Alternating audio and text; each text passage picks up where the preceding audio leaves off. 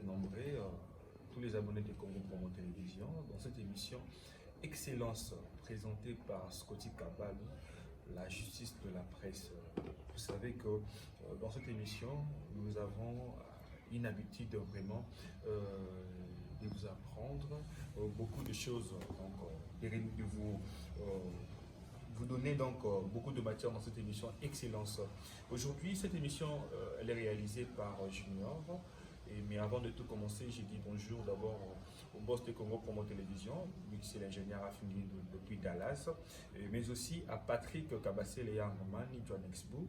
Donc aujourd'hui sur cette plateau, je suis avec Maître Manzolo, communément appelé Avatar. Donc tous Abina au courant de cette émission.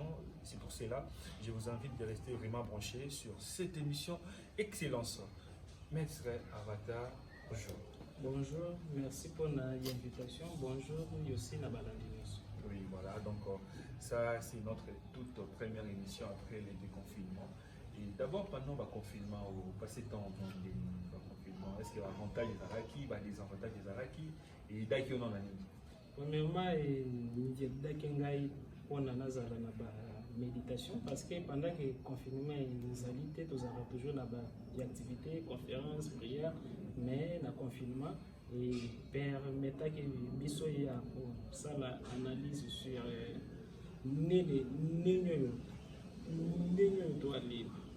ça qui était avant pour aller perfectionner après le confinement.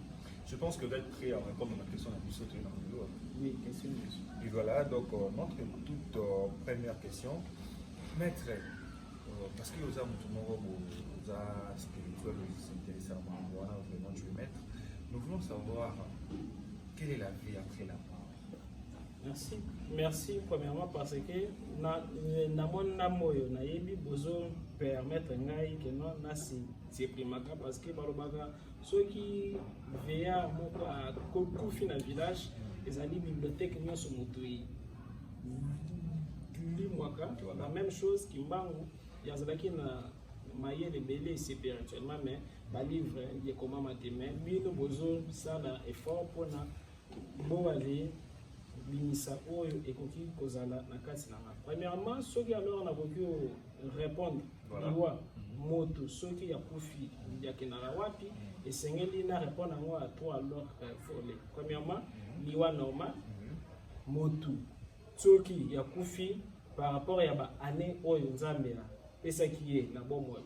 Ceux qui a kufi akenala wapi procédure na ngozala ndenge nini. Deuxièmement, moto ya kufi parce que asimbaki moyeke. To alors ya kendaki ya simbaki kisi. Alors kisi ana normalement ya sengelaki moto ana ya le zala na bayane yebele ya vie mais kisi ana esali ke ya kufa avant. Procédure na ye pe ya liwe ezalaka ndenge nini moto yo pe ya kufi na mort subite. Abimi boye mutu ke tout ye brusquement pouf. Procédure ezalaka ndenge nini na alors 4e degré moto yo akufi azaki na bébé asali vite dès que ya botami akufi procédure na bango pesa ka ndenge nini normalement ezali enseignement moko ya mulai mais na ko rendre bango moi alors bref kaka pona batu bazwa idée. Première chose quand moto soki ya kufi normalement procédure ezalaka ndenge nini jour où elle kufi yoza na 3 jours pour na annoncer liwa na yo na bateau yo bayibaki pendant 3 jours moto akoki obimela batu nyonso bayibaki na bandoto voir même ya live ngalo na se souvenaka tango yo yonk na sel kasusu na ya kufaka nazala na internat na bandundu na mission ya Kizambi. Tango ya kufaka na mona kiye na jeep na kata zambu. Tandis que côté wana jeep banaki ko bate na zambu biso tokendaki ko na ko donc ko bali misango ndele ngoba na monye na le jeep tango na beli oncle azui alimo. Alors sima ya ba mikolo tema ya ba moi bakolo bananga ki non akufaki mais les mêmes dates ya akufaki ezali les mêmes dates abimela ki ngai na zamba. Alors mutu nyonso soki akufa zana na 3 jours ya pesa ba nouvelle okoki yozolamba boye nzungu etombwami yango moko ekwei soit une photo ya mutu wana ekwei. Alors pendant 3 jours sima ya 3 jours donc maître procédure on est naturel ou bien naturel ezali na ba seigneur ya karma mutu bakomango ke non mutu se seigneur le na procédure wana sima ya 3 jours mutu azana 40 jours ya ko visiter ba endroit nyonso ya zalaki pendant que mutu ya kofi alors na ba coutume mingi na Afrique chambre ya mutu wana boko fungola te sima ya 40 jours nde bobo ale fonga donc fongoli to pe alors bokola tapile donc bobo zanaka ka yesika moko mwasi ya ko la tabiente sengeli ti 40 jours ya koleka ya moto ano ya kufaki parce que sima ya 40 jours colonne vertébrale ya kabwana canal leur motu dès que kabwani l'ange ya mort ange ya liwa ya koyana tombo na yo tombo ya moto yo kufaki d'abord nanu ya vana wana pendant leur 40 jours moto yo ya kufi ya zo koma makambo nyonso yo bato yo batikala ki bazo sala peut-être biatika ki maluba ki no chemise na ngai bwali kabela leki na ngai mutu kana ngai bwali pesa bo bato nyonso bazo to sangote ye alors ya zo koma ya ko voyager na ngo na monde bato bazi kufa tango yo 40 jours ye koleka ange ya liwa ya koya na les cimetières na yo na les tombeaux na yo ya kobenga kombo no 3 fois. Premièrement, mutazara moko te, mutazali ebele na kati ya nzoto moko. Mutazana corps physique, azana corps éthérique, azana corps astral, azana corps mental, azana corps causal, azana corps bouddhique, azana corps atmique, azana corps christique. Chaque corps est double. Ils ont la partie supérieure, ils ont la partie inférieure. Si koyo bakor wana nyonso kangama na singa moko ekangakango tous les corps wana babengi yango cordon d'argent. Cordon d'argent wana soki ekatani nde sikoyo moko ya ba cordon d'argent yelongwaki azali considéré comme mort. Mais ezali liwa ezali kaka détachement ya basinga. Alors, liwa ezali simplement soki cordon d'argent ya corps physique na corps éthérique et katani. Mende ya ba corps misusu ezali. Alors, na les 40 jours ange ya liwa ya kobenga kombo no 3 fois. Molimo no yekobima. Corps éthérique na yo yekobima. Soki bimi ya kozwa mbeli akati singa oyo eliyaki corps éthérique na yo na corps central na yo tope na karakasi ya ebembelo elalaki wana.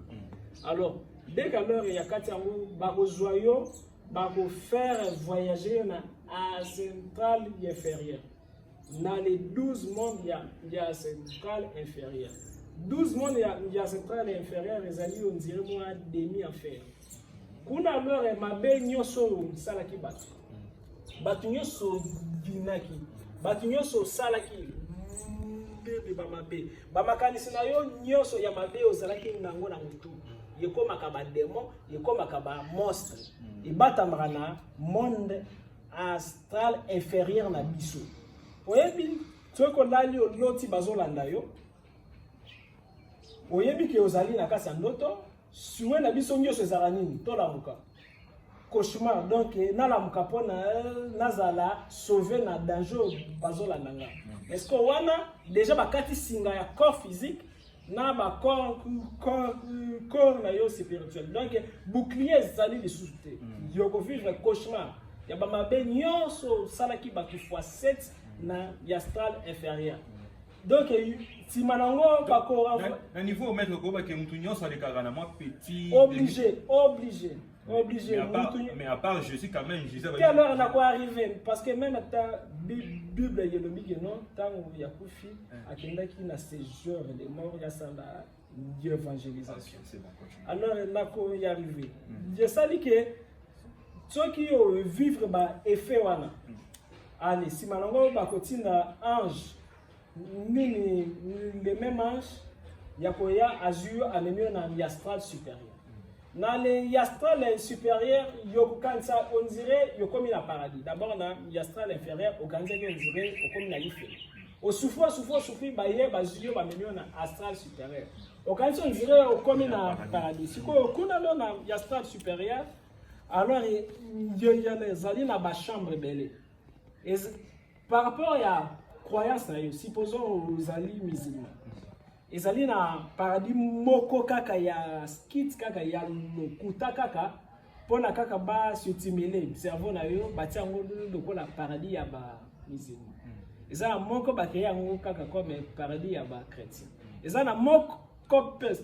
Donc par rapport à la religion d'ailleurs, aux alliés qu'on rejoindre moi fiction moko ya religion d'ailleurs comme au quotidien na paradis nango. Kuna yoko vivre na paix au vivre vraiment donc nazaki na raison ya ko croire na religion nango. Tamo yoko kanisa ke non yoko mina paradis réel par rapport à la religion na bino. Par là ange gardien na ba démon gardien ba koya ba zui ba memio sikoyo na monde mosusu donc balongoli yo wana oh mais ndenge ni naza na parité ba vie ozaki na parité ezala kaka transition sima wana ba komemo na troisième monde angélique ezali appelé bina elakisi simplement d'intelligence et monde ane ezali géré na archange Safiel comme kombo yo vibra kuna ezali Jéhovah banini ya bito yo bafana kuna babenga kabango ba aralim tope ba trône tope ba seigneur ya karma na ya dar bazalaka 24 veya mais ba 24 veya wana bazali considéré comme ba haute magistrat ya ba monde angélique ba monde angélique ezali plus de 12 mondes angéliques na alors aller plus de les millions ya ba royaume invisible. Tango ya ba royaume ba memio devant ba 24 VA. Bazana besoin ya poser yo ba question teneti ça le magana ba tribunal na biso. Na kasi no ozali na ya enregistrer. Na kasi ozala na TV et enregistrer nyoso. Bango technologie na bango ezali très avancée. Il y a enregistré très ezali na kasi no babenga ngo mémoire akashique. Ezalaka na se ya rat na yo. Nini donc capteur ya ba image ezali na nzoto no babenga ngo diaphragme. Ezalaka na kati ya cerveau. Ya chaque fois motu ya lobaka lion na motu na ye azali déjà na forme ya lion na motu na ye. Soki yolobi soso ezali na dessin ya soso déjà na cerveau na yo. Diaphragme moto e captera ba image na kati ya cerveau. Kuna sikoyo ba kosala ndenge nini? Babimisi enregistrer na yo. Babimisi télévision na yo. Ba les projecter vie na yo.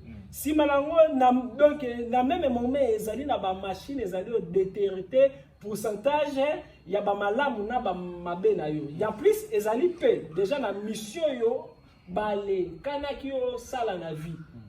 Soki ba remarquer donc on salaki ba malamu eleki ba mabe mais mabe zali quand même une quantité peut-être na incarnation yo zalaki na monde zalaki que non esengalaki yo sunga koka moko zalaki na nzela bango alors basalaki yo zwa mbongo pona o sunga koka moko asengaki yo mbongo na nzela mais yo ofingaki koka wana otindikaki emem.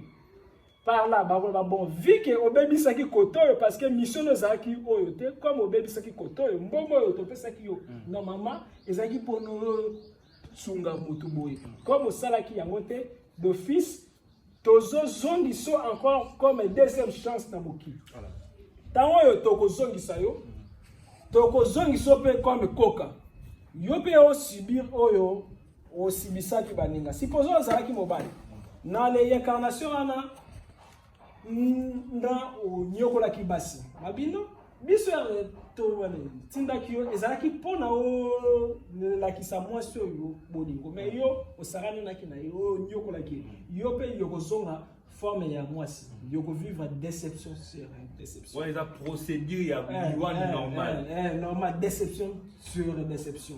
Alors bakoki bazongi sur c'est pourquoi même Jésus avec les nez patuni Jésus est-ce que yende mutasala ki mabe avant abotama to ezaki ba parent na époux parce que ba ki déjà ki non ezali na possibilité mabe nyoso to ali salaka mutu azonga bapona ya futango na pesa ni exemple moko prophète Élie azaki na mouri ayebaki nzambe ezalaki bien ya défier 454 nini 50 prophète ya Baal Belzebul ezalaki na Belzebul azali démon ezalaki na ba prophète na ye mais Élie alingi alakisa ke non nzambe nazali makasi asalaki bien asaleli ba technique spirituelle akitisi moto mais nde mabe asalaki nzambe atindaki etike ya donc ya 450 prophètes Baal mitu nzambe atindaki yango te tango ya 450 prophètes Baal mitu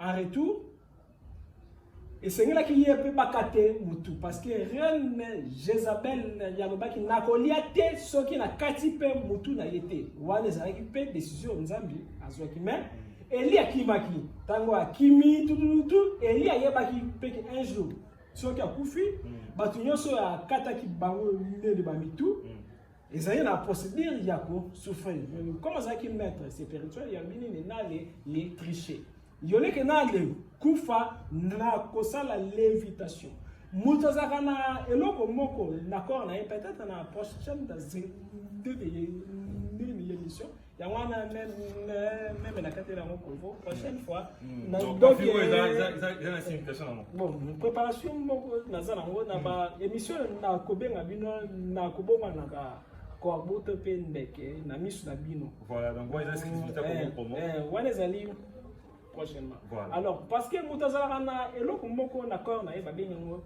Merkaba. Donc Merkaba na mutu ya koki ya le kei na monde ya be c'est pris na corps na ye. Ya mati na monde ya be c'est pris na corps na ye. Eli comme ayeba ki méthode voilà ya ko coopérer na ba ange moko extraterrestre azui a continué na lola sans qu'il a passé par la mort parce que ayeba ki déjà mabeo ya salaki alors que ba 24 via ba ni yechapa ba jamais quel que soit aux alines okoki ko donc ko wale ki na te un jour ba kozwa décision bazongisa Jean-Baptiste na mokili na nini yeli na mokili na kati ya nzoto ya Jean-Baptiste bakozwa reine wana Jézabel oyo babomaki ba prophète oyo bazaki na service na ye bakozongisa na kati ya corps ya Hérodote. Un jour na fête Hérodote ya kosenga mutu ya Jean-Baptiste. Jean-Baptiste na kati ya nzoto ne azana molimo ya Eli. Yepe babukate mutu ndenge yepe peroda zaka Eli akataki 450 balles mutu. Peroda ngeli abanaki kovanelia misuni azalaki kimia libanda banaki ko sape bien. Mais tango komi Jean-Baptiste ba condamnaki ala tarakaka poso nyama a vivre kaka na zamba ezali parmi ba kam.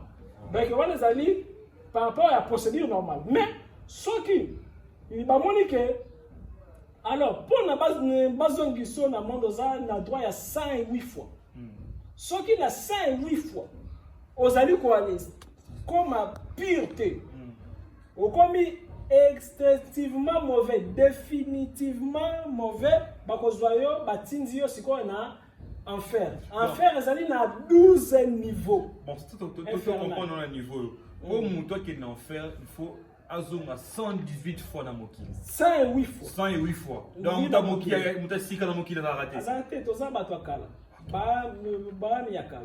Alors, ceux qui mais maître, bon, question pour mais comment la population mokili arrive à croître? Autant de milliards, comment autant de milliards? Oh, compter des milliards de bâtiments parce que recensement total est zalagate. Et ça quand ba supposition sur leur ya bateau parce que zali na bateau bele basala jamais recensé. D'ailleurs toute période ya kalawana a recensement ne zalagate zali na bateau misus bazaka na Équateur ba pigme ba recensement ba monter. Et zali na bateau misus bazali na ba île ba recensement ba monter. Donc ba recensement ya bateau ezaka kaka ba supposition. Mais sans oublier ezali na bateau nini d'incarnation mais sous ces alliés à bateau bazaki na planète Terre te ezali na bateau mais sous peut ba s'incarner na planète na biso te ba s'incarner na ba planète mais sous ezali ba incarnation mususu mutu pe akomi pe moi akomi pe nini soso wana ezali na no entre parenthèse alors ceux qui ba moni que nini o comme excessivement mauvais bazui ba boit que na 12 heures monde ya enfer wana sko OK soki yo komi na même ata enfer eza l'éternité na suka ya enfer ya mino yekolimwa ezongi na kati ya cerveau ya nzambe soki aussi ba remarquer que non yo komi pire OK na paradis mais paradis ezali mpe na 12 degrés na suka ya paradis soki yo komi na degré ya ba séraphin okolimwa pe ozongi na cerveau ya nzambe donc parmi ezali éternalité enfer pe ezali éternel tous les deux le bien mieux le mal ezali on dirait maboko komi balé ya nzambe source na bino nyonso final eza na kati ya cerveau na ye eza na kati ya motema na ye eza na kati ya nzoto na ye wana ezali nano par rapport ya liwa normal sikoyo supposons que non muto yo akufi parce que asimbaki kisi nini yele kaka muto yo yakufi parce que azui mort subite par définition mort subite ezali liwa moko imprévu donc ouais to ko chapi wato bakina ba guerre ba soda voilà wana kati ya liwa imprévu oui liwa imprévu parce que balle moko perdre ko ya parce que azaki na choix ya boya ko ali kende guerre mais ya ke guerre al pouf elo moko yeye nini yaka mutu na mutu azali lokola téléphone téléphone nyonso ezalaka na pourcentage ya charge ya batterie nango olinga te chaque minute le kaka ezali batterie na biso ekomaka lobat chaque jour oyo le kaka zwaka yango comme téléphone na yo charge yezo sila chaque seconde mais soki na téléphone nanga na alintali na tikeli na 80%. Sima ya 2 minutes na moni téléphone ekangami. Non. Quelque chose ne va pas. Parce que batterie na ngezaki normal. Alors nini le kaka. Donc mutu nyoso ya kufi na mort subite na calendrier liste ya monde ya ba mort porte les a fermé ba koki ofungolele jamais porte à longwa na monde. Otikali na monde yo. Wana na nous concernant nous mort subite. Voilà. Supposons ezalaki prévu Jean-Pierre Yakoufa peut-être na 100 ans mais Jean-Pierre akufi na 33 ans alors comme Amir Yakoufi na 30 ans 3 ans selon leur batterie ya vie na ezalaki 100 ans obligé ba ano nyoso déjà le tikali esengeli na ali pasango comme vagabond na mokili na komona kaka mo ineti bino bozomona mais bino bokomona ngate na komi otambola na komi o waya mende na koki o rejoindre jamais voyage ya évolution na nga ya monde ya ba mort ti jour yo ba ani na nga wana ye kokoka par là na koti siko nini évolution ya voyage na nga mende danger zali soki yo kufi na mort subite molimo na komi o waya na monde yo ezali ya makambo mele ezali na ba loge satanique ezali na ba loge divin na ba loge satanique basalelaka ba esprit ya ba âme errant ba âme errant ezali ba âme oyo milimo oyo porte ya liwa efungameli bango te bakomi osouffrir kaka na monde oyo alors ezali na ba loge satanique baza na besoin bayiba bambongo na ba boutique baza na besoin bayiba bambongo na ba banque baza na besoin basalisa ba accident alors banini yesipro yo bakoki ozala comme esclave ezali yesipro ya âme errant par là bakoki bazwi yo bakangi yo comme esclave na loge moko na nganga moko satanique na mouvement moko yo kilt bakoki ko aller tinda yo kendaka koyiba bambonga batu na ba poche supposons motaye ono na ye mpona nazwa capacité ya kolimusaka bambonga batu na ba poche ndeke kaka na tusi boye alors nanyo ya kozwaka mbongo na poche ya masumu alors tango ya sikoyo ngongano ekosalema okufi ya solo okosibir jugement moko pénible soki esengeli oye na mokili comprendre te obotama na mokili mais échec sur échec même ata osali ndenge nini échec parce que okufaka na mort subite bakangaka yo basalisaka yo bisalasala ekotaka na compte na yo karmique donc amwana moyen ya kobikisa mo ezali ngano déjà basala libération ya baame ebele oyo bazalaki baerrant mosusu mpe yakoki babomie na poison comme dernière exorcisme nakendaki osala frère ana babomaki kinye na poison alors ye akufi me ayebi te ke yakufaki bakunda ye me ayebi te ke bakunda ye chaque jour mwasi ne akutaka mbongo kaka place oyo mobala banaki kotia mbongo chaque jour mwasi ne soki alali alamukaka asentir ke non ya aller passer rapport un jour mwasi yakoti na douche parce que mwasi releki abengi bapasteur yazosila te asala nzela amesani nango un jour akei na douche asukoli atala na miroir amoni elongi ya mobali na ye alors tango oyo pasteur moko ayebaka ngai akoti na contact na ngai pendant que na guide ye mpona bale prière ezali même nene na ba travail tokoki toale simbani boye tozali yata 3 tokangi miso tobandi obenga molimo ya moto oyo ya kufaki azali na kati ya ndako wana ya se manifester tokoki towane yoki batole bandi obeta tout tokoki pe voix na ye ekomo bima na kati na yo yo perdre connaissance tokomi opposer ye ba question ezali ba technique moko simple ezali kutu ba technique tege o milai ezali ba technique moko simple ya ba spirit mpona kwa contacter bato bakufa oyo bazali na kati ya ndako donc na profiter pe na émission otala ba émission na mettre émission mo elekaka na chaîne mo bemindele je crois oyo na mutu mo boye akina kokuta na bato bakufa kuta na bango afeli na bango apa ekobeta lisolo nanu te mais soki opesi nga émission nini chaîne na ko mais nde possibilité wana ezalaka mutu nyonso akoki koyekola yango eza nango cours eza science eza yango kindoki te ezali mayele balivre nango même ezali comment alors ko aller solola na bato bakufa par trans par picotement soit par nini oyo miroir alors pendant que papa wana asali manifestation yalobi ke non ngai nayebi ke non nakufa te mais nazoluka nzoto na nga nazomona nzoto na nga te tokomi expliquer non okufaki na hôpital balobaki azalaki na poison mais ndenge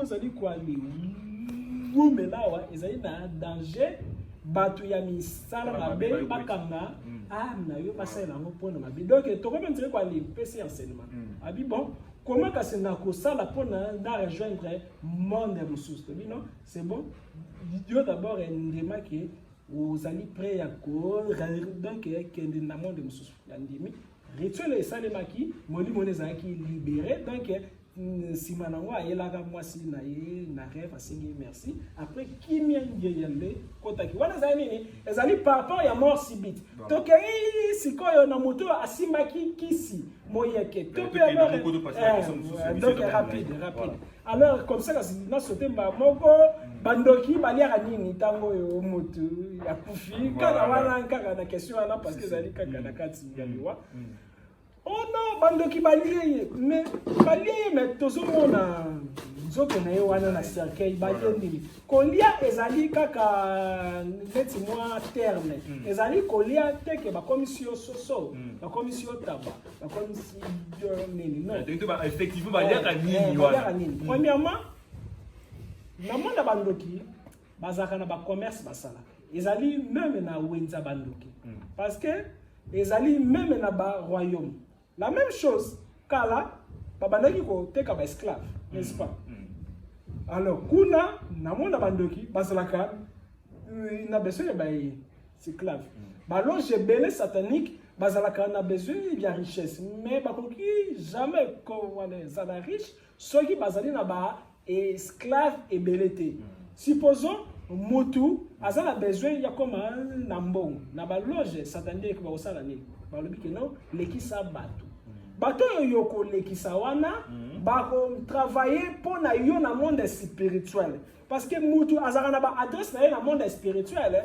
kaka ndenge azala na ba adresse na ye na monde physique mutu azala na ba adresse na ye na monde spirituel kaka ndenge azala na ba adresse na ye na monde oui mutu nyos ndoki soki alingi ya détruire yo elakisi teke ya koyawa akoti ya bandi obamba biso babiloko non parce que toko kanga comment yo sala ninyo menace ndoki azana besoin aluka adresse na yo na monde spirituel na lobaki ba corps yo mutaze na ngwa tout soki kuna bale buki yo makolo na monde physique pe suka utambola kaka boye kaka simple libaku et compliqué hôpital tout bakati yo pe likolo parce que les monde d'esprit mutezo diriger monde physique soki kuna babotoli yo mbongo na monde yo pe ozaki na mbongo ebelza na mbongo ebela na mbongo donc na maboko mbongo ebungi te mais mbongo ezo sila ozo sa nango eloko te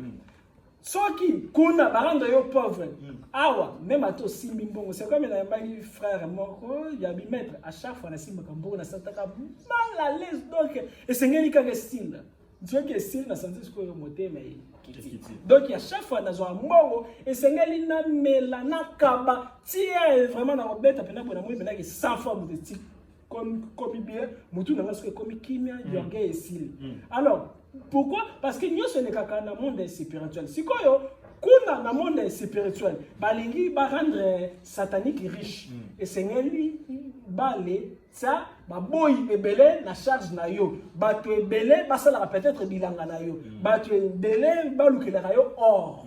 Mais ba to wana ba kozwa bango wapi? Ba kozwa batoyo ba kufa. Peut-être te nini batoyo balé lekisaki oyo peut-être motu ya bomaki peut-être bato oyo bakufaki mende bazalaki protéger te bazalaki na bo nzambe na kati na bango te bakoki bazio ba commission de esclave kuna soki ale bale ania yani na ya liwe sile parlant de sikoyo bazui bale libérer mais motu yo supposons asimbi kisi normalement c'est là qui ya kufana 30 ans, mais à Koufina 20 ans. Voilà. Pendant 10 ans, qui sont à Kenego à les Simba, na mouvement wana, na loge wana, bako sale la paix moli monaye comme esclave, pour naye servir na ba monde wana. Par là, leur bako, la kisayo bien avant au kufa que non das no ya kufa yango tout parce que ba ebi que njobo ngama parce que c'est ngelo servir pe grand maître na bango satanique alors moto ya kufi na façon wana donc l'évolution na ye ezali ko les alapé différent parce que si ma wana ndesko akubanda voyage normal mais ba karma na ye karma ezani ba benyo soyo muta sala esengeli ya futa ngo donc ba karma ne de Jésus akufa pour masum na biso wana vunier cette évangile alors premièrement ce que esengeli dans le vérité concernant personnalité ya Jésus ezali vraiment émission là je sais c'est une émission parce que Jésus va présenter biso na Bible. Aza différent na Jésus azala qui réel. D'abord, moyo ya réel azaki noir.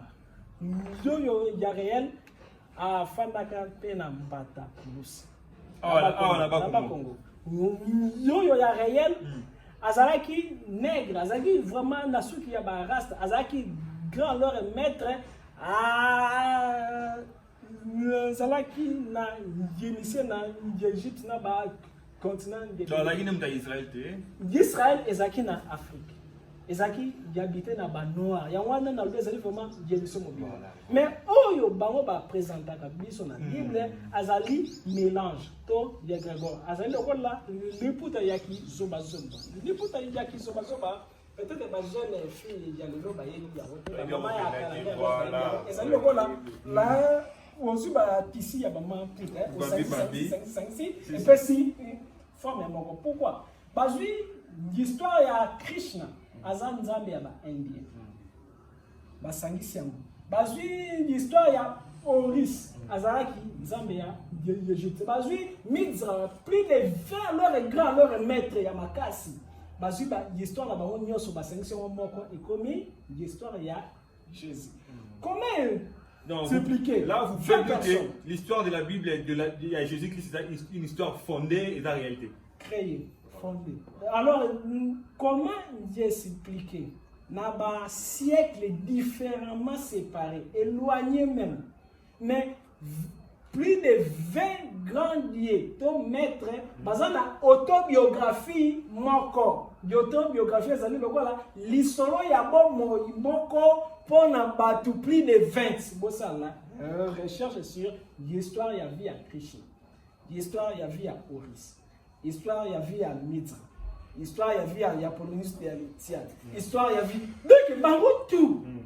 Alors bazui ba fabriquer nini mutu moko batia na kati ya mutu moko. C'est comme yo bazui l'histoire ya Fachi batia ya Kabila batia. Donc ba rendre moi mythe moko et pour na bale donc propagande moko donc commentaire ba le bakisi ba mungwa mais nyo so ezaki yote ba le toucher autobiographie na bazui yo pe lisusu ba changer pe couleur bazui yo pe na lisusu ba changer yo tout bazui ba évangile ya baninga ba koti si na kasi na. Alors lokuta moko ce qui est sali 100 ans ba koko ba yeba ki vérité ba kufi lokuta wana continue et fandi na mitu lokuta na et comme la vérité. Bon, pour toi l'histoire de Jésus est tellement fausse. Alors si quoi yoka comme est-ce qu'on a monde de l'esprit marche à nini na pensée quelle que soit histoire wana ezali fausse mais le fait que Batunius va comme croire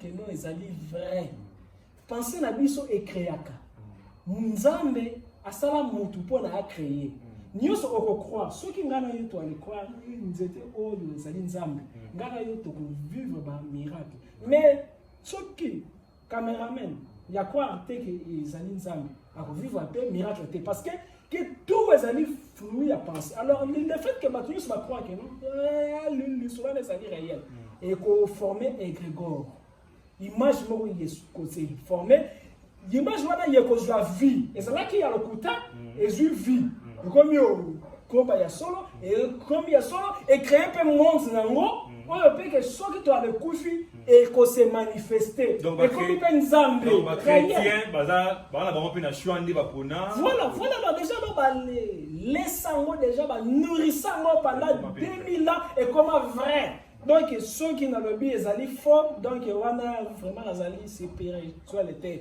parce que tellement que ezali nourri et comme il vrai biso nyos même atanga na ka vraiment il y a danger grave na belle la rango parce que donc ba nourrissant bien mais la source ezali qui faux mais tellement que fama wumeli et teli batu nyos ba croire nango mbala moko penser et créaka pour na micro yo ezala moto pensaki à concevoir donc batu pe pensaki ba créer Jésus a comme père réel il y a super place pe na trop mais tu peux dans le solo parce que tout est dans ma solo ya au lobeli ndenge ezala que moto akufi OK donc ba lire à partir de comprendre que non ezala que au kufi non dans monde réel mais dans monde ezali à spirituel au comme peut-être tant sous comme esclave bingo au détail mais concernant ce que bateau bazemi elongwaka parce que tout le monde a bazini mususu mwana moko abotami près akufita mususu morné excusez filmer au téléphone on va au quiz sur notre téléphone on va filmer au téléphone comment ça va monter on va Peut-être maman boti moi na botami morné moi na kofi bazemi na plus de bazemo moi na botami morné na bazemo za que moi si a se sentir peut-être mal à l'aise bien papa moi na zaki ba difficulté à longoli zemi wana bana wana nyoso bakena. Merci pour la question. Premièrement, pour moi si à Zoaseni, ils avaient procédure moko ya mulai ni de l'écran na monde ya l'esprit. Ils avaient bané belé basé présentaka devant 24 VA. Si maintenant 24 VA ba conseil sur les armes il y a d'abord 150 milliards mais il va sélectionner un moko. Ceux qui va sélectionner un mot mais c'est il y a dans le monde. Ba ko d'abord bâtir la carte étoile. Topé na carte planète moko boye comme mbanga. Nous vivre.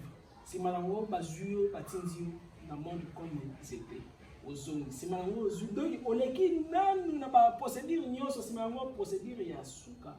Bazui batir na carte ya spermatozoïde ya papa.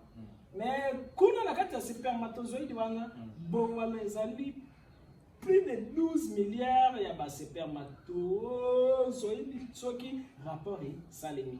Mais na 12 milliards wana esengeli kaka moko nde ya zala champion parce que monde biso biso bato to ezali na monde to wana ezali d'abord banini ni champion par nature. To wana ki ba épreuve belé.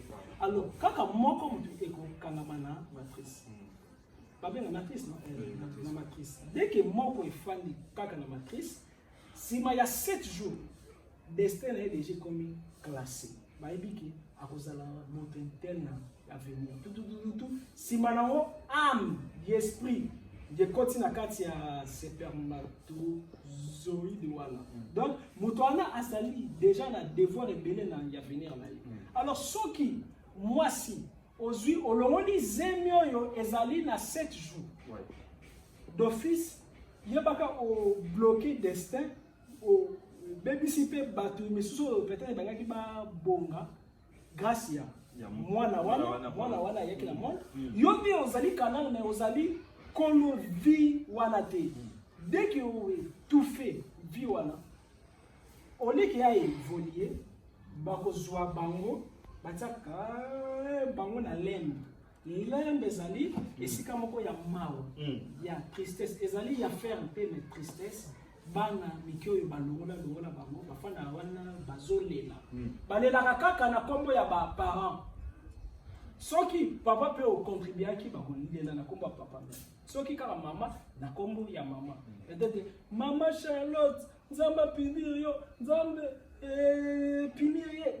pinirie un jour au boti bana comme yé azali kaka na souffrance azo souffrir kona azali capable ya envoûter à venir à banano et beba banano bakomi ba diamber bakomi ba ndumba sans avenir bana wana o longola ka wana bakoki ko sala ke non o sala kaka ba avortement tango yo kozana na besoin bana wana bakoki ko aller livrer yo même na monde ya ba esprit la même chose moto yo nyoso longola bazeli bana wana des fois basengaka père mission na lem baya batambola pembeni ya ba mama na bango yokoki ozwi mobali tango nanu akoucher na yo te azo kabelo ba bongo tango ya ko coucher na yo ayini yo bala moko bana wana longola kala wana ya pa bandoko koko qualifier famille à quartier ya nini yo moko le diable ne peut jamais t'attaquer sans toi. Au cas où bandoki ba ozala na besoin bazana accès la vie na yo bamoni mwana wana pembe basoloni na ye pesa biso mama na yo mwana wana azali capable ya ko livrer chance ya mama na ye parce que azana aime envers yo o mpekisi ye aya na monde te bana wana bakoki pe ko aller baby sa vie ya bano okobota. Alors concernant nini mobali yoko qu'il aussi pendant leur rapport sexuel vous savez peut-être des préservatifs. Non, la péquicité qui concerne le préservatif, ils allaient non, ils allaient quand même pour protéger la maladie. La péquicité, comme c'est spirituel. C'est permet nyoso et fandi na kati nzoto ya mwasi te ye produiraka bana libanda ya nzoto ya mwasi. Bana wana bakomaka ba fantôme. Bana wana bazalaka produit soit par accouplement na bascori to ba larve. Bascori na ba larve baza ba nani? Bascori na ba larve bazali ba animaux ya bas astral inférieur. Bale monstre wana balandaka côté nyonso yo salité zali pona kwa li féconder salité wana e bota ba esprit surtout spermatozoïde. Aussi sperme na préservatif au bois qui na poubelle. Place nyonso yo salité zali ba démon wana bazali ba benga bango ba larve na ba scorie. Ba ko ba ko féconder spermatozoïde na yo bana ba ko bima. Mais bana wana sengeli balia ezali ba larve na bascori mutu bakolesa bango te bana wana kote nyonso yo kokende bayebi papa na bango yo pe mutu za papa na bango yo pe mama na bango esengeli olesa bango bakolia nini bakolia énergie vitale eza nini énergie vitale eza matière fluide spirituel moko ezaka na kati ya nzoto na biso et esalaka keno santé na biso ezala malamu molimo na biso ezala malade makambo na biso nyonso ye marché soki santé wana vital na yo bakomi odiminia mo yokoki ozana mbongo mais malade ezo déranger yo yokoki pe ozali na bakope mais bakope komi o sauter donc vie ekomi complication pourquoi bana wana bazo c'est énergie vitale na yo donc que yomi ça pour la question na yo bref donc bando bakufaka supposons ba les sali avertissement ba ya vengeance n'est pas ba parent na bango aussi ba papa passer la préservatif soit masturbation d'abord préservatif au bois qui ba kozala féconder grâce à la larve na ba sécori mais masturbation dès que sali masturbation au commis na union na moko ya ba fille ya Lilith to ya Naïma. Lilith azali déesse moko démon, azali mwasi ya Lucifer. Et Lucifer azana basi mibale. Azana Naïma na Lilith. Lilith azana maman ya ba femme na ba mari de nuit. Naïma azali muto ya recevaka ba avortement pour na bas nini bano ba ya voter bango ba se venger ya nyokola ka bano wana ba ya voter bango nyokola ka bango pona ala musa bango posa ya ko se venger.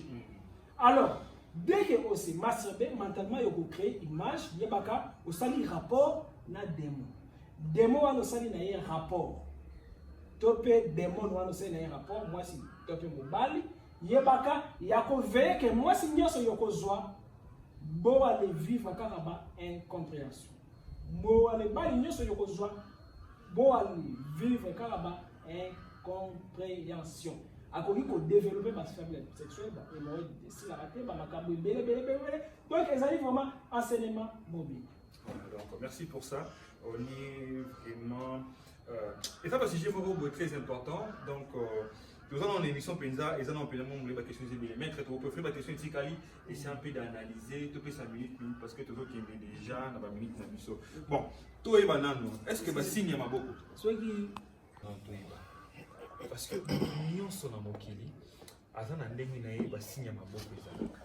On a ngopé bato ba la voyant ba mona mambo belé soit lingi aluba peut-être le mot pour l'avenir na yo mona ozota na beaucoup na yo américain fait kotala et copier ça image moko peut-être sur l'avenir na yo sur passé na yo.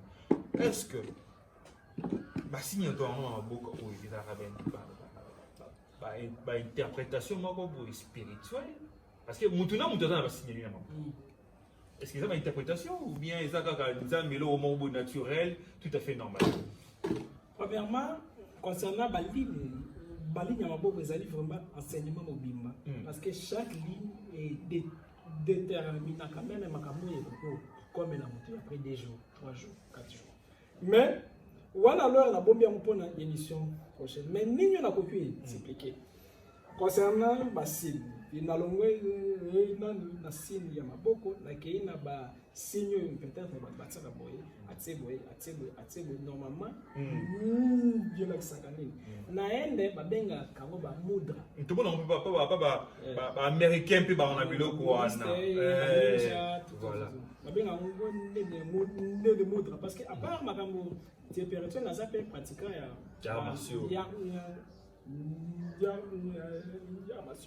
comme ni ninja.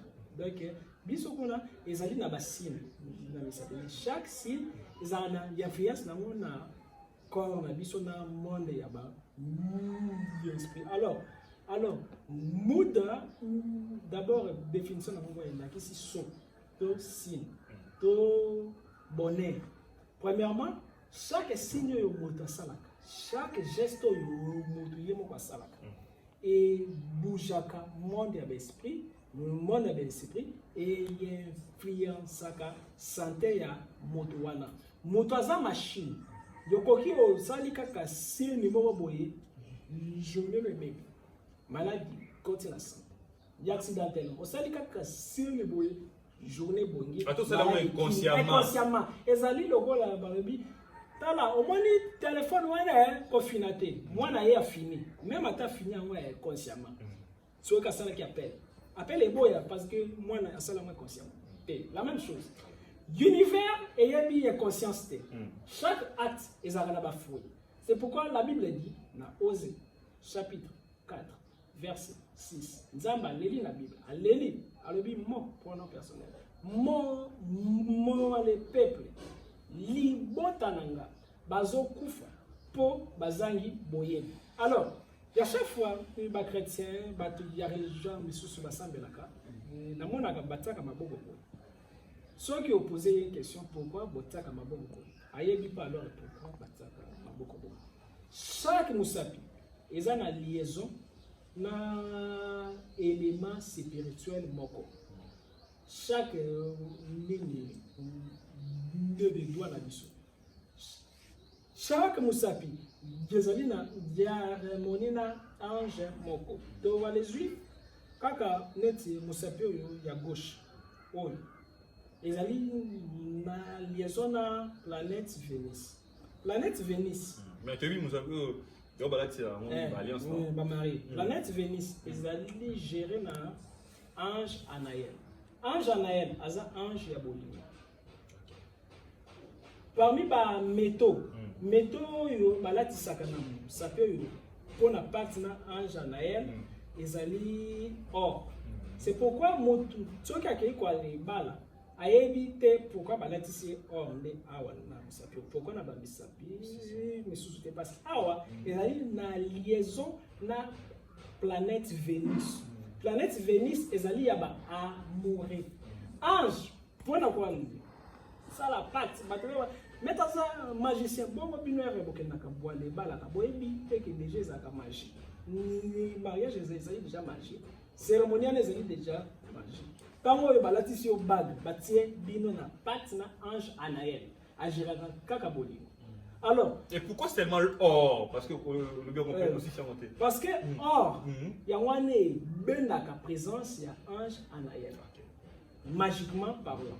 Donc peut-être balati et là au moins ça or mais ça symbolique et ça erreur peut-être ça. Mais ça n'a pas été erreur. Les alliés erreur mais comme kaka ba tosika ka musapiwana c'est bon. Alors chaque Moussapizé là-bas, Dieu fait l'amour. Chaque geste. Supposons Nazali stressé. Nalingi nali longo la stress. Mais sans que na passé na batisi ya komela. Il suffit kaka na kangisi ndenge maboko na ngo ndeboye. Ni batsa ngo. Dès qu'il na kangisi te maboko boye la kangisi so ba yo respirer profondément. Quel que soit nazaki stressé ndenge ni. Nazo pe lentement. Stress et disparaître. Supposons que non la ligne allait développer là c'est pas la magie, c'est quelque chose de naturel. D'abord la magie par définition la question. Et vous c'est un mot grec. magia, elakisi magos, elakisi sagesse, magistrat, intelligence. Donc, que un magicien aza muta maele. Tout le monde même trois rois magie à Bible. Babei bon banale na balengana ya mayele. Il y a les mayele ya Nzambe, il y a les mayele ya Satan. Ezali na magie ya Nzambe, ezali na magie ya Satan. Par ignorance, batu bakalifiaka magie nyonso comme satanique. Vie ezali magie. Magie ezali déjà le fait ya ba geste nyonso toile, ça ezali magie. Parce que ezali ko ça na vibration na monde ya ba secret. Parce que même atana monde ya ba signe moto ya le tambolaka elongi kaka na se akutanaka na ba problème ibele parce que signe déjà ya kotiaka kaka elongi na se et ya tiraka ba force du mal pour na désarmer l'influence ya vie na biso moto nini dès que ya la mukaka ya lingi de musala asukola kanzoto te asukola kama boko na ngelongi te d'office ako ça la raconte ba événement négatif. Pourquoi? Parce que tango yo moto ya lalaka zali na ba démon oyo bakangaka biso comme ba insectes na maboko na makolo soki o nettoyer bango te bakoki ko bebisa lo journée na yo tango yo batu bamonaka ke non démon na mettre to prier vous appelez bango alors bayebi prière te bayebi ba technique ezali na ba démon oyo ko osambeli bayebi prière te bazali lokola ba nyama bazali lokola ba insectes mbwa aye na gangeli ya kokende mais soki ya araignée azoya ozo gangeli ya kokende te parce que azali na même cerveau que mbwa te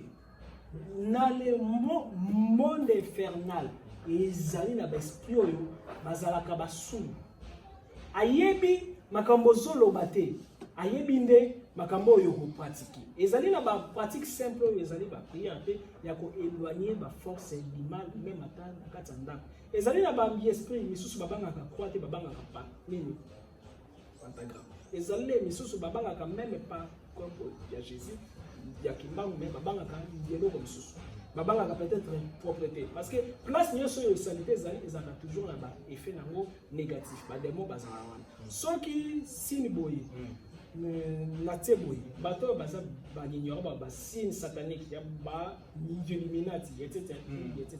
Ba éviter que signe soki na tango na droite signe c'est d'abord signe ya bénédiction grâce ya signe na ko tracer croix pour na bénir mutu peu na benana ba force du mal eza signe ya Nzambe mais soki na tango na gauche ezali signe ya malédiction boyende satanique boyende divin. La même chose étoile à 5 branches au monde songe nango soki ezali na likolo elakisi ke ezali ya Nzambe donc Christ est ressuscité soki songe comme na se et comme satanique. Alors monde spirituel et marche chacun na basi. Et pourquoi pas signe tout ça dans mon pays?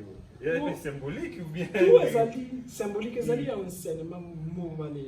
Si quoi muto ayebite donc biso ba chrétien parce que même avant pas à la paix chrétien. Biso ba voilà il y a le liboso il y a mal liboso le bien émission biso que maître avatar azala la paix chrétien. Parce que chrétien zani ezali te que le bakeno na kwa na Yesu ezali yeta christique ezaka na kasa na biso epusaka biso to ale sala ba malamu mutu nyonso asala ka malamu yeta christique na et comme ko se développer de fils comme chrétien.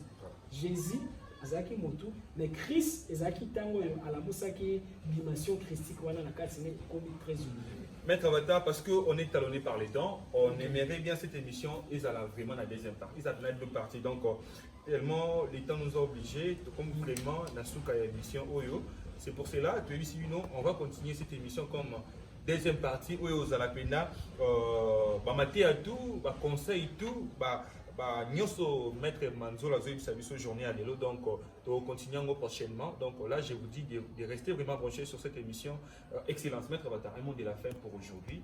mais de promettre tout, promettre vraiment que aux alapés sous inviter Nabiso une autre fois, la prochaine fois pour tout, si ça vraiment questionnaire ou ici parce que matière est élevée. Merci beaucoup. Numéro de téléphone est à 00 243 81 611 867 00 243 81 611 867 soit 89 64 72 798 89 64 72 798. Alors, Motoaza a besoin d'un message, mais n'a répondre difficilement, mais c'est qu'on va la patient. Donc, Zanga Nyos, Zanga Mbongasi, connaissance, Zangate. Merci pour l'invitation. Merci aussi là-bas, prochainement, dans vos analyses. Donc, merci pour la disponibilité de Maître Avatar. Quant à moi, je dis merci à celui qui a réalisé cette émission, Junior, mais aussi au boss de Congo Promo Télévision, l'ingénieur Raf Ngindou. Là, je vois directement les gens qui soutiennent aussi valablement cette émission. Je vois Patrick Kabassele et Yangomani à Johannesburg, donc mon pote, Freddy Lunga à Paris, et sans oublier Jessie Kumbu, le fils de Maman Mimi Kumbu. Je vois Cynthia Mayamba, Maman Naël, et donc on est ensemble. Zavison Pambo. Bonne suite de programme sur Congo Promo. Restez branchés. Vous ne serez pas d'ici concernant notre programme. Au revoir. Maître Avatar, parce que déjà, je crois, bientôt là, et ça, le 1er août, jour où tout le monde a ma famille et belé à bateau, va bon, ça va te belé, va poufa, va kendarami, ko se requérir, na batom, na bango, mona, batumsu ba maloba, batumsu ba mema ba fleur, batumsu ba chi ba peinture, ma équipe ko combo. Est-ce que pratique ou alors bien cérémonie wana spirituellement et ils ont la ranime? Premièrement, ce qu'on néglige, batu bakufa, néglige pe vinayo. Mboka nyonso ba cimetière na bango za la salité, mboka wana za na problème pour na ko se développer. Bokoki osala ba recherche. Mboka nyonso bali tongaka bandako na likolo ya ba cimetière. Ba négligeaka ba cimetière na bango bazara na problème pour na ko se développer. Parce que vie na biso ezali ko de aller prendre na bato bakufa aussi. Parce que la Bible dit Nzamba bimeli Moïse a se présenté comme le Dieu d'Abraham, le Dieu d'Isaac et le Dieu de Jacob. Alors que Isaac, Jacob, Abraham bazaki déjà bato bakufa. Parce que oyo ozanango lelo na makila. Makila wana bato oyo bazali ba kolo nango bakufa.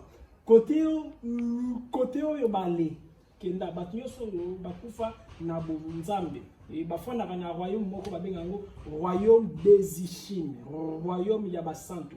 Bazali na mission ya kosunga bato oyo bazali nene na bomoi. Mende bazali na monde ya bénisipre. Mais c'est le geste ya kokende kwa le bongisa tombo ya bandeko na biso bakufa e la musaka bolingo na kati na bango pona bale pambo na biso. Ndeko nanga papa na kufa, maman na kufa, kendaka komba kaka, bongisa, oko prier pas même, mais bénédiction et koya na le vie alors na yo. Ce qui toi aller, tali même na Bible, Tobi, Nzambe pambola ki atindeli ange Raphaël Zalanae kaka parce que akendaki a bongisa ki bali tombo ya ba ancêtre na ye moyen donc moyen facile ya ko comme riche ya ko zala protéger ezali ya ko zwa soin ya ba tombo ya ko bongisa ba tombo ya bandeko na biso ba kufa parce que vie na biso ezo dépendre na intervention na bango mabe mokote bah je rappelle rôle na kati ya vie très important obligé ba bengi bango ba Ichim baza ba ancêtre. Chaque religion azali na lignée ya ba koko na ye, azali na lignée ya ba patriarche na ba ancêtre na ye. Donc pour na zala na contact indirect na bango, ezali d'abord propriété, mais ezali aussi la ba formule pour na ko ali tsenga bango d'intervention. To moni même tango yo nani prophète moko yakufa ke la Bible. Roi alors Esaü alingi asolola na prophète wana akendaki amonaki moto abelelaki moto akufa yaki bato oyo bakufa te ceux qui bateau bakufa vraiment nani Jésus alingaki alamusa Lazare te ceux qui bateau bakufa vraiment na Bible balobi nini Jésus akufi akendaki koteya na monde bato bakufa bato oyo bakufa bakoki osalisa bato bazali na bomoi nazali na baexemple ebele ezali na bato oyo alali aloti mama na ye yapesi ye mbongo alamuki yamoni mbongo ezali nene na bato oyo alali yaloti mama na ye yabikisi na maladi papa na ye loko na ye alamuki yabiki alors nini ekosala ke bato wana basungaka biso ezali soki toyebi koalebongisaka bisika oyo kunda bango biso oyo tozala bomoi lobi tokozala bato bakufa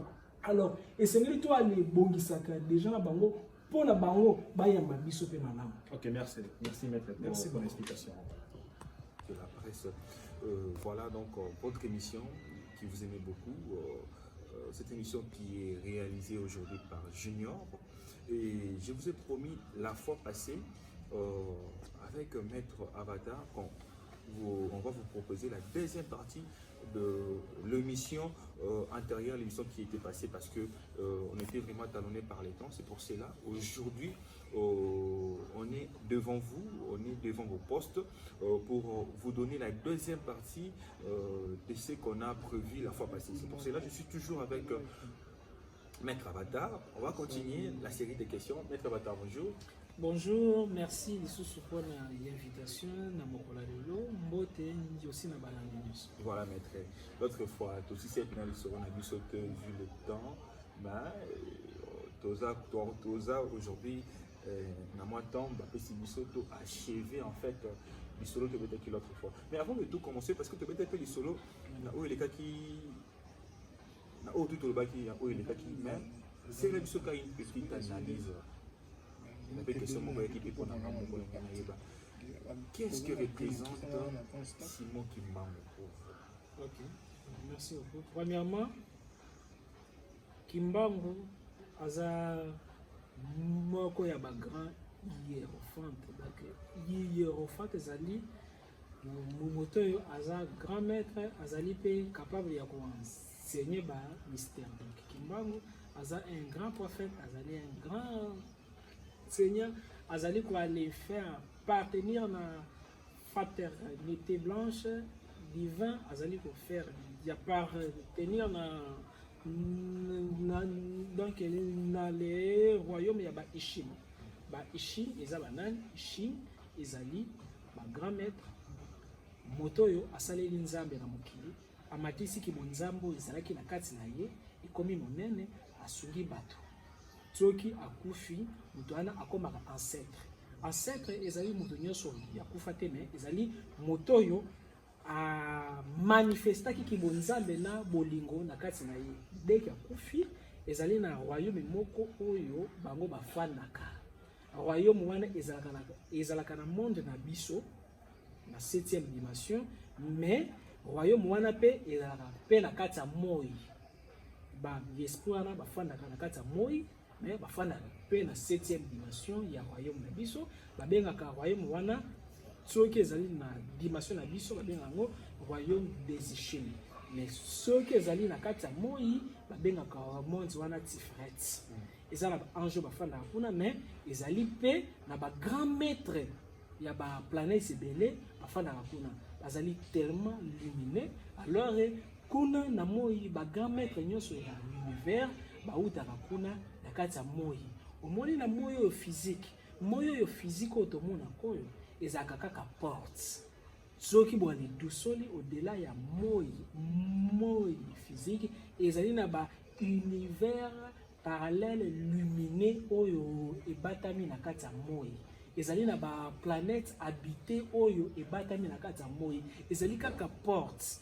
Déjà pe na sala émission moko kala peut-être na yo to na alors nani na bosani na betaka même ni solo un jour na kendaka na moi makamini na monaki na moi wana na kali parenthèse alors Kimbangu azali parmi ba grands esprits oyo esprit christique ezali ezali partie ya kibonzambe conscience ya nzambe oyo etindaka na mokili pone sunga bato misusu pe bamatisa conscience na bango ya kosala bolamu ou conscience ya bolingo na chaque continent batindaka ba esprit christique wana ya ba grand maître ti lelo batindaka bango. Alors Kimbangu azali parmi ba grand hiérophante fante oyo azali koincarne donc oyo azali koincarne l'esprit christique en Afrique partout dans le monde. Okay. Parce que un hiérophante azali kaka pona Afrique te mais azali na bolingo pona monde entier. Alors vi na ye ezalaka exemple vi na ye baati na ye tout ezali enseignement moko oyo ekoki permettre ezala ba chinois ba le décortiquer parce que molimo ezalaka na race te mais race eza na nzoto molimo ezali pona bato nyonso. Donc Kimbangu azali aussi l'incarnation ya Christ. Dans le Bible, Christ ezali partie ya kibonzambe oyo efandaka kana espace, efandaka pe na moi, efandaka pe na kati ya moto nyonso. Soki o développer kibonzambe na yo o atteindre niveau wana christique. Tango Jésus a développé yango abengi Jésus Christ. Par là akokaki ça la discours oyo keno moi et le Père, nous sommes un. Qui m'a vu, a vu le Père. Par là, Paul le Père, tu as développé ce n'est plus moi qui agit, mais c'est Christ qui agit en moi. Donc par là, bateau bazwaka kimba comme Nzambe, bazala bango te, tort te, parce que motu nyonso azalate déjà Nzambe, mais Nzambe moko batami. Parce que Nzambe a répondu à la prière na biso. Azalaka na likolo te Nzambe arépondaka ba prière na biso abatamaka na kati âme na biso. Un jour banzambe basangani pona basala moto bazwaki kibonzambe na bango pe batiaki yango na kati ya moto. Période wana bato nyonso bazalaki banzambe mais mutu ya mokili akomaki kosalela kibonzambe na ye mabe. Banzambe basangani balobi esengeli to wale lokola kibonzambe oyo ezali na kati ya moto mpona moto azali koale salela non to kontina biso moto azali koale salela kibonzambe na ye ndeli mabe ezali mpe signe ya présence de l'esprit moali pepe ezali la bienvenue donc okoki yapeshe bango te non pourquoi nene moto apeseli boye to apeshe ndoko te ezalaka bongo to aller continuer bongo. Alors banzambe alors basangani babi esengeli to aller yetufe kibonzambe wana ezali na kati ya moto azosalela mo. Alors bazwi décision babi soki tozwi kibonzambe wana tobombi yango na donc na sa mai un jour moto akodinaka na mai akodécouvrir yango. Soki un jour totiango na sanza un jour moto akokendaka na sanza ya kozwa kango to alizwangu to ali tsango wapi kibonzambe wapi te esika malamu ya kobomba kibonzambe wana eza na kati ya moto basu kibonzambe wana babombi yango na kati ya moto wana nzambe ube banzambe kanda lobaka crayon l'homme azali belé mene na kati ebele wana basali etuluku moko nzambe azalaki ebele mena ebele wana aza moko ezali lokola ezali de mwasi na mobali dès que tu as les sangani tu former moko après la sangana biso to bimisi pe bébé na biso pe moko la même chose nzambe azam moko te nzambe azali ebele. Alors banzambe tawo basangani babombi ki nzambe na kati ya moto banda wana akoma koluka nzambe libanda na ye ale moto asali ba religion akanti ke akozwa nzambe libanda en réalité nzambe abatama na kati na biso esengeli siko koyeba koluka ye na kati na biso. Par là bakoki kobenga Kimbangu nzambe eza nango pe problème te mais nzambe azalande na kati ya moto donc Kimbangu azali l'incarnation ya Christ na kati ya matière. Voilà. Notre deuxième question dans cette émission Tengito e banane parce que deux fois au moins on akufi boye biso ke non akufi na sida kindoki azobela malade kindoki comment bandoki bakotisaka maladi na kati ya mutu aza physique boye bakotisa maladi mo eza spirituel eza na explication te selon la science.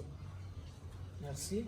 Alors premièrement c'est koyeba que non maladie et la vie ici c'est vraiment mal d'être donc que eloko moko ezali ko aller fonctionner bien dans le corps na yo malade ezaka na source naturelle sanité ezali pe sur ce malade une respiration ou éviter comment ba respiraka parce que ezali na science ya respirer ou éviter comment leur va vivre la société bakana ba stress et très rapide maladie même donc quand ça maladie na mata moto ndenge nini premièrement ce que c'est ngeli na kene mamo droit la réponse donc la question na répondre na pesa réponse premièrement ceux qui bandoki bangi bakotisa maladie na kati ya nzoto na yo et c'est ngeli bakotisa maladie na corps éthérique na yo ceux qui éther na yo ezui maladie ceux qui éther na yo comme touché physiquement pe okozala pe touché un jour nayambaka ndeko moboye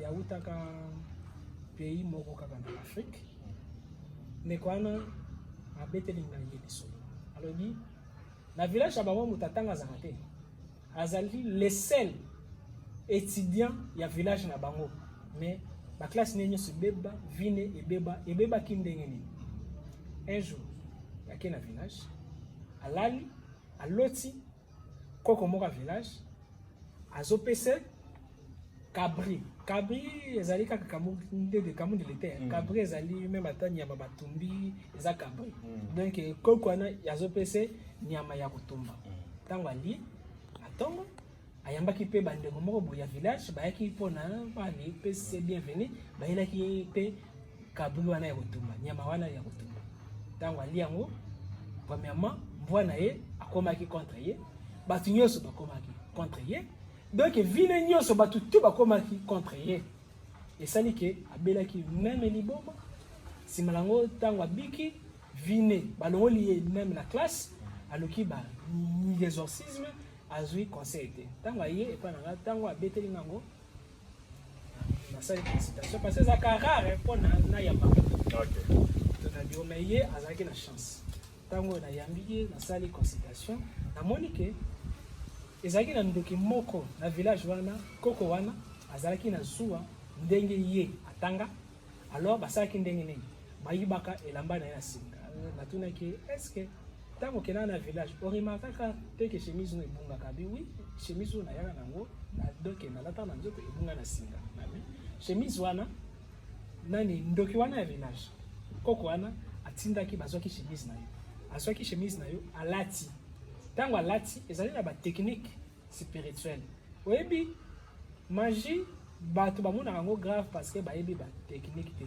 ezali na batechnique balakisi osali ezali na batechnique ozwi elamba moto olati na nzoto okoti na ndoto na ye obimi mpe na ndoto na ye alors basalaki koma alors par là okoki osala yango mpona malamu to mpe mpona mabe bandoki bazali kaka bato basalaka kaka baconnaissance naturelle mpona mabe bale mage ya nzambe banganga nzambe ezali kaka connaissance wana mpona malamu azwi elamba na ye alati asali cérémonie pouf akoti na ndoto ya frère wana alali aloti azolia mais comme aliaki mosuni na ndoto moto nyonso alalaka aloti alie mosuni ayebaki no eza maladi badepose na corps na ye to uta ekose manifester sauf bafruit olie musuni olie gâteau omeli yaou omeli sucré omeli masanga yebaka ezali maladi moko bafandisi na kati ya nzoto na yo mende pour na se réaliser esengeli ezala synchroniser na plan physique c'est-à-dire comme balesaki nyama na ndoto bakozela jour oyo okolia pe nyama pe na plan physique mais nyamo ezaki préparé okoki peut-être fandi boye oloso liembisi biso na liaki na les rêves ezaki seben esengeli lelo madame kende asomelanga mbisi ya mai madame tanga kozala téléguidé azali téléguidé kaka na mesa ya mbisi oyo déjà ezalaki déjà préparé maléficieusement moto azoteka aza ndoki te me ntango oyo bato batikaka babiloko ezalaka na bademo bayaka mpe kofandela mpe babiloko wana mpe kochange mpe babiloko wana bakeye déjà batravers yango nde kozwi kaka mbisi wana olambi yango déjà babebisaki oyo déjà na plan intérieur olie mpe na mbisi na plan physique okotisi bango envoûtement maladie maboko ekoti na nzoto siko ya ye semeli ndenge là na kati yo kilomètre eza baka bato oyo peut-être bayebi nzambe te eza baka bato baza distrait ou bien ndenge nini donc ndoki déjà téléguidé yo soki ozalaki osameli nzambe obangaka nzambe mpo ndoki ya téléguidé yo c'est tout un problème ah seigneur oyebi ange Gabriel ayeba nzambe no afandaka na nzambe ti aye mpona atikela nani Daniel bénédiction bakangi ye kuba esengelaki Mikael akende kwali kotela Gabriel bitumba pendant 21 jours Gabriel aye yepa ya Daniel aye Daniel na souffrir banda kaka mbala liboso sengaki eloko nzambe apesaki me biboto elekaki kuna na likolo ngai Gabriel Satan nani prince a perse démon ya territoire parce que chaque année ezalaka na démon oyo ya mpeshaka bénédiction ya démon prince a perse akangaki ngai na bituma heureusement lesele moto akoteli nga bituma veut que baninga nyonso babandaki otala kaka na mosika koma bazobeta Gabriel kaka Mikael moto akoteli nga me natiki bango kuna bazobunda me ye moko mpe akokoka te donc nazongi kuna mpo natia ye poa imagine nano un ange afandaka na nzambe asalaka masumu te mais azalaki étouffé na baesprit combien plus fort moto afandaka na masumu donc vie alors esenye vie spirituelle ezali lokola bitumba ya box obese gal ozwi likofi donc question ezali ya kozalaka toujours na mise à jour c'est comme WhatsApp c'est comme téléphone application na yo esengeli otiaka ngo mise à jour pour na ezala toujours au top sinon te yeko koma obsolète ezali na ba chrétien ba koma ba obsolète pourquoi yezo kufa pour na biso phrase wana et comme ça ba chrétien tout faible spirituellement yezo kufa pour na nga na loka déjà na ekulusu on réussir jamais la vie oh non Jésus yemoka osala ah j'ai kenda Jésus osala comme et quand